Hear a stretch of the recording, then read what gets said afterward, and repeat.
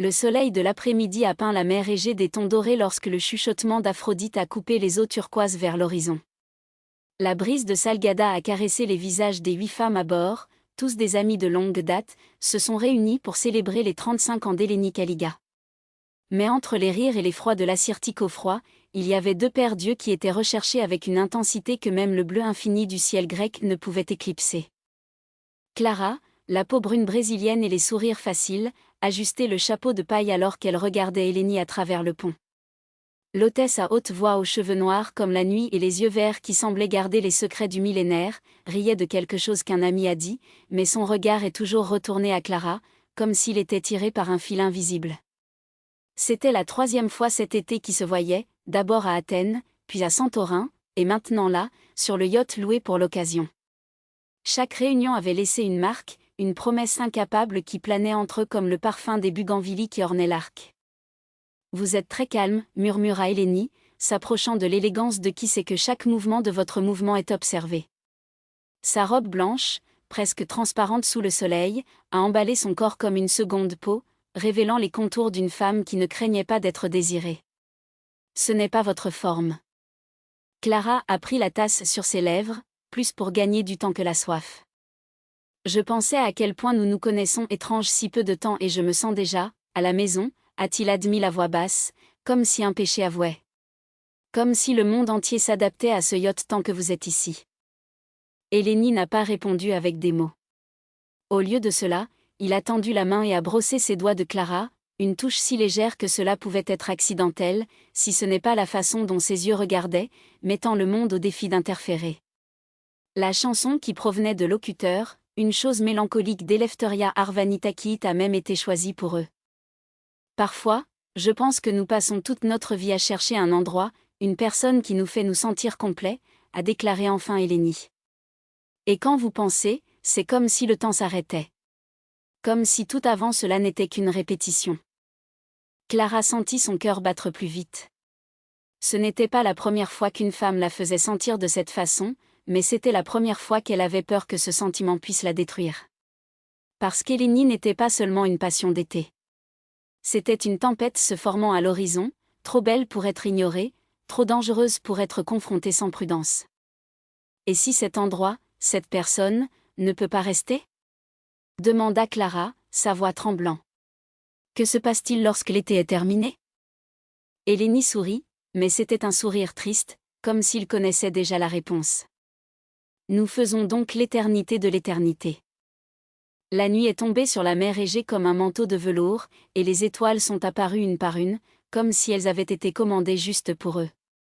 Les amis se sont retirés dans les cabines, laissés par la magie que seules 2 personnes peuvent créer lorsque le monde semble disparaître. Clara et Hélénie étaient seules à la poupe, partageant une bouteille de vin et des secrets qui n'avaient dit personne. Ma mère a toujours dit que j'avais un cœur trop grand pour ce monde, a avoué Clara, ses pieds nus tremblant sur l'eau. J'ai adoré avec une intensité qui a effrayé les gens. C'est peut-être pourquoi j'ai appris à me contenter de miettes. Hélénie lui tenait le menton, la forçant à regarder dans ses yeux. Vous n'étiez pas fait pour la chapelure, Agapapimou. Vous avez été fait pour des banquets. Pour les tables complètes, pour les nuits sans fin, pour un amour qui brûle comme le soleil doux. Clara a avalé dur. Personne ne lui avait jamais parlé comme ça. Comme s'il était précieux. Comme si c'était suffisant. Et toi ? Demanda-t-il, touchant la cicatrice presque imperceptible au-dessus du sourcil d'Hélénie. Qu'est-ce qui se cache derrière ce masque de femme qui a tout ? Hélénie ferma les yeux un instant, comme si la question donnait. J'ai également dû apprendre à me contenter, a-t-il admis. Avec ce que les autres pensaient que je méritais. Avec des relations qui étaient pratiques, pas vraies. Jusqu'à ce que vous vous présentiez, avec vos sourires idiots et cet engouement pour me faire sentir vivant en étant dans la même pièce que moi. Le silence qui a suivi était transporté quelque chose de plus lourd que les mots.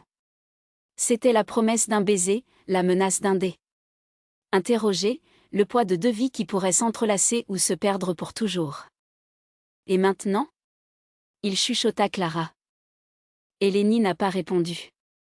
Au lieu de cela, il se pencha lentement, comme s'il craignait que Clara s'effondre au moindre contact.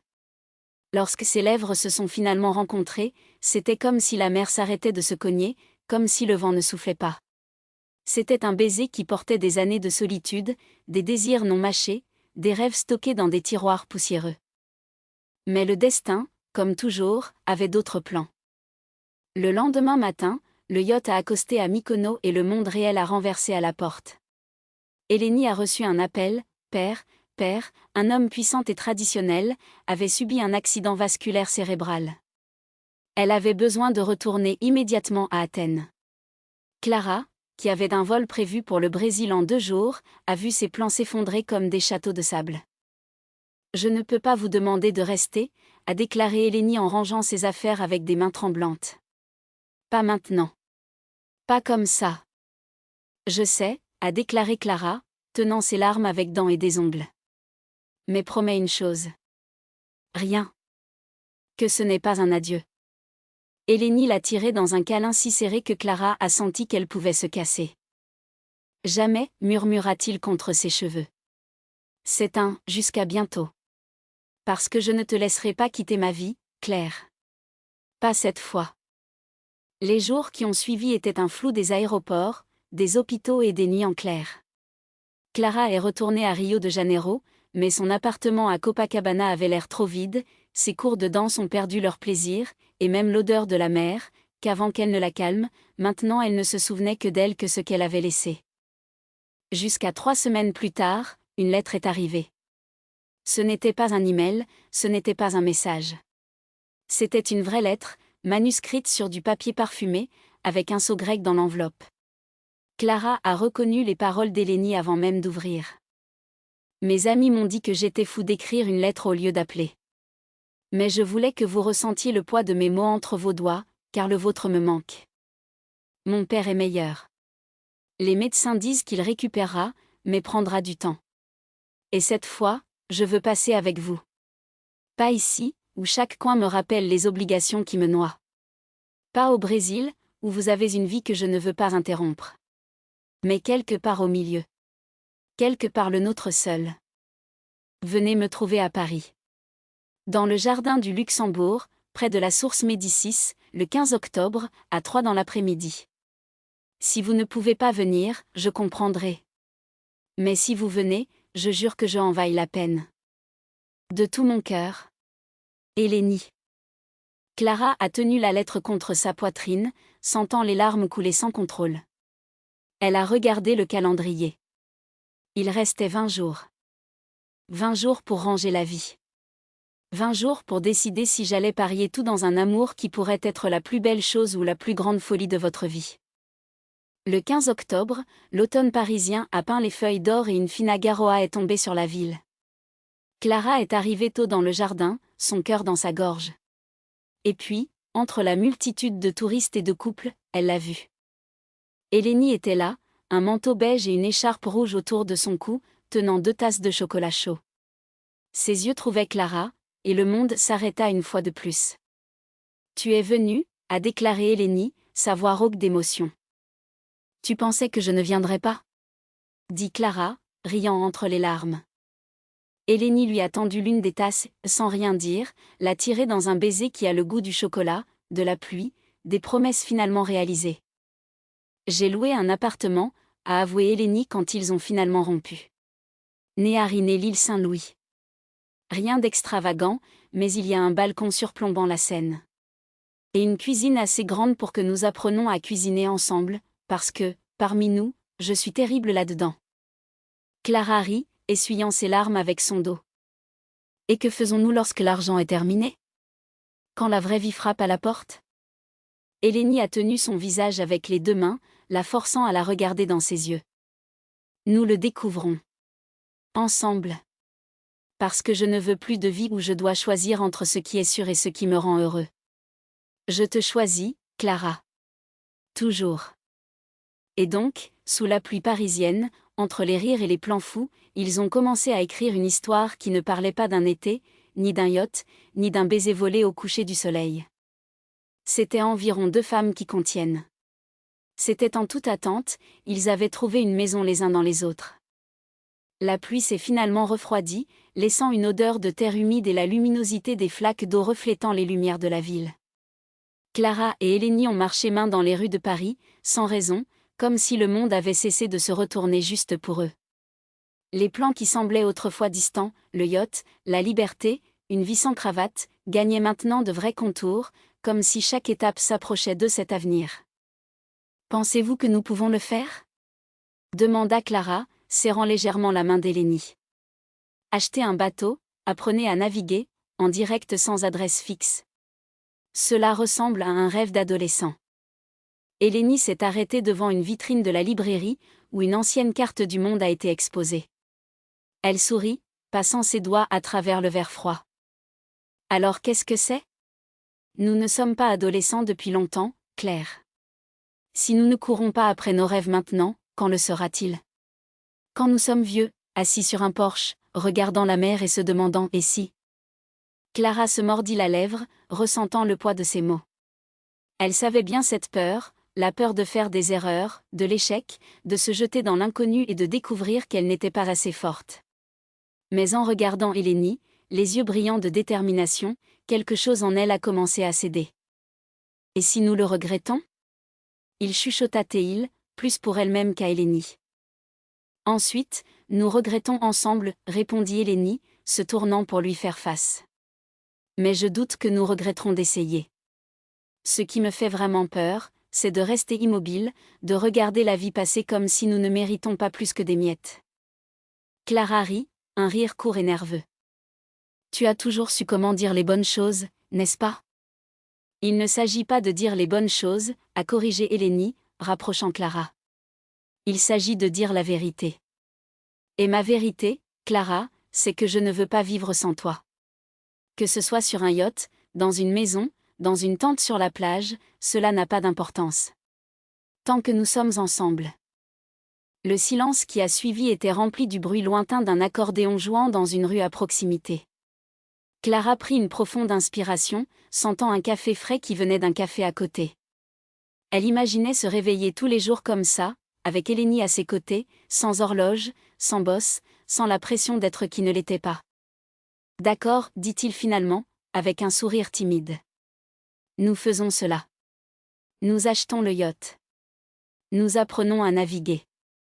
Nous vivons. » Eleni la serra étroitement, la transformant en cercle au milieu du trottoir, quels que soient les yeux curieux des passants. Lorsqu'il l'a finalement libérée, ses visages ont été rincés, non seulement par le froid, mais par l'excitation de ce qui allait arriver. « Première étape, nous avons besoin d'argent, » a déclaré Eleni, « entraînez-vous. J'ai des économies, mais vous ne pouvez pas acheter un bateau décent. Et toi ? » Clara a fait une grimace. « Eh bien, j'en ai un peu. Mais la plupart sont coincés dans les investissements que mon père contrôle. Si je le déplace, il le saura. Et puis, mon Dieu, il paniquera. » Eleni croisa les bras pensivement. « Nous avons donc besoin d'un plan B. Quelque chose que nous pouvons faire pour nous rassembler rapidement, sans dépendre de la famille. » Clara regarda le ciel, où les nuages ont commencé à s'ouvrir, révélant un morceau de bleu. « Une idée a commencé à prendre forme dans votre esprit, assez folle pour travailler. »« Je sais comment, » a-t-il dit, se tournant vers Eleni avec un éclat dans ses yeux. « Mais vous devrez me faire confiance. Et dans un de mes amis qui est un génie informatique. » Eleni arqua un sourcil, intriguée. « D'accord, maintenant tu m'as rendu curieux. Que planifiez-vous ?» Clara sourit, tirant Eleni près du bras vers une barre confortable au coin de la rue. « Nous volerons ce qui nous appartient. Ou plutôt, quel devrait être le nôtre. Et personne ne pourra nous arrêter. » Le bar sentait le café frais et le sel de mer, un mélange qui apaisait toujours Claire. Elle a choisi une table dans le coin, loin des oreilles curieuses, et a commandé 2 képirinas de citron alors qu'Eleni s'installa, toujours avec ce regard de scepticisme sur son visage. « Voler ?» Eleni répéta, baissant sa voix. « Clara, nous ne sommes pas un voleur. Et même si c'était le cas, qu'allions-nous exactement voler ?» Clara a pris une gorgée de la boisson, savourant l'ouvre avant de répondre. « Ce n'est pas vol, ça se rétablit. Vous ne trouvez pas étrange que, de nulle part, votre père a décidé. Quand nous planifions cet été ensemble? Et que la mienne a fait la même chose, comme s'ils avaient accepté? Eleni fronça les sourcils. Pensez-vous qu'il y a quelque chose à voir avec nous? Comme, ils savent que nous. Que faisons-nous quoi? Clara interrompit, avec un sourire malveillant. Que passons-nous plus de temps à regarder la mer? Que nous dormons dans le même lit lorsqu'ils sont à la maison de plage et que nous faisons semblant de ne pas avoir peur de la tempête? Elle se pencha en avant, ses yeux brillants. S'ils savaient, Eleni, ils ne feraient pas que couper la location. Ils nous enfermeraient dans différents couvents. Eleni rit, mais c'était un rire nerveux. D'accord, alors quel est le plan? Parce que si mon père est sûr, j'arrête déjà, il a une biométrie et 2 gardes armés. Ce n'est rien si physique, dit Clara, sortant son téléphone portable de sa poche. Mon amie, Lucia, c'est une pirate. Pas ceux qui volent le mot de passe Facebook, non. Elle a déjà envahi le système bancaire juste pour le prouver. Et devinez quoi? Votre père et le mien ont une entreprise ensemble. Un offshore que personne ne sait là-bas. Eleni élargit les yeux. Comment savez-vous cela? Parce que Lucia a découvert. Elle chassait dans certains documents que mon père a laissés ouverts sur son ordinateur, ces jours-ci. Il y a un compte avec une valeur qui, disons, nous donnerait à vivre une année entière à Bali sans avoir à travailler. Clara, c'est un crime, murmura Eleni, mais sa voix n'avait aucune fermeté auparavant. Il y a eu un pincement d'excitation là-bas, une curiosité qu'elle ne pouvait pas cacher. Le crime est qu'ils contrôlent nos vies comme si nous étions leur propriété, répliqua Clara, touchant légèrement la main d'Eleni sur la table. Nous en aurons juste assez pour être libres. Nous pouvons donc choisir. Vous n'avez donc pas à épouser ce connard Raphaël juste parce que votre père pense que c'est une bonne affaire. Le nom du marié déchiré a fait trembler Eleni. Elle a regardé les doigts de Clara sur les siens, comme si ces touches étaient des ancres au milieu d'une mer d'émeutes. Et si nous l'obtenons? Nous ne le ferons pas, a assuré Clara. Lucia s'est effacé les traces. Et nous le ferons d'une manière qu'il ne nous soupçonne même pas. Disons que c'était un pirate, celui qui attaque une grande entreprise chaque jour. Eleni prit une profonde inspiration, ses yeux marchant sur le visage de Clara comme s'il cherchait un peu de mensonge là-bas, un signe que c'était trop fou. Mais tout ce qu'il a vu était la détermination. Et autre chose, une promesse ne dit pas que s'il faisait cette étape, il n'y aurait pas de retour. Pas pour les familles, pas pour les vies qui avaient été prévues pour elles. Quand faisons-nous cela? A-t-elle demandé enfin. Clara sourit, victorieuse. Demain. Lucia est déjà préparée. Nous avons juste besoin d'une chose. Quoi? Puissiez-vous me dire que vous me faites confiance? En vérité. Eleni n'a pas hésité. Il prit la main de Clara et la serra, ses doigts entrelacés comme s'ils étaient un. Je fais confiance. J'ai toujours fait confiance. Le soleil s'est installé alors qu'il planifiait les détails, les voix basses et les corps de plus en plus près, comme si le monde extérieur, avec ses règles et ses attentes, n'existerait plus. À l'intérieur de cette barre, avec le goût du citron sur les lèvres et la promesse de liberté dans l'air, ce n'étaient que 2 filles avec un plan. Et pour la première fois, l'un d'eux a osé imaginer un avenir dans lequel il n'aurait pas à se cacher. Et puis? Demanda Eleni, presque timide. Quand avons-nous l'argent, où allons-nous? Clara n'a pas répondu avec des mots. Au lieu de cela, il se pencha sur la table et embrassa lentement Eleni, comme s'il scellant un pacte. Quand il s'éloigna, les lèvres de l'autre étaient légèrement à l'intérieur, son short. Où nous le voulons, murmura-t-elle. Ensemble.